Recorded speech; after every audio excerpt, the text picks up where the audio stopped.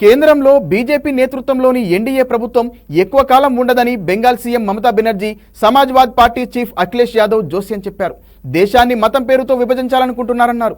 మతోన్మాద శక్తులకు తాత్కాలిక విజయం లభించినా అంతిమంగా అవి ఓడిపోవాల్సిందేనని వివరించారు. పశ్చిమ బెంగాల్లో టీఎంసీ నిర్వహించిన అమరవీరుల ర్యాలీలో దీదీతో కలిసి అఖిలేష్ పాల్గొన్నారు.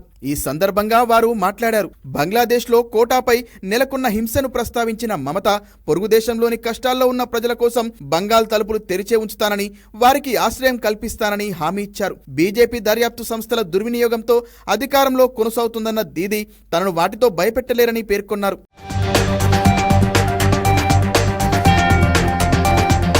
తాను 10 లక్షల ఉద్యోగాలను ఇవ్వాలని యత్నిస్తే విపక్షాలు కోర్టుల్లో ఆ చర్యలను అడ్డుకుంటున్నాయని విమర్శించారు సీఎం.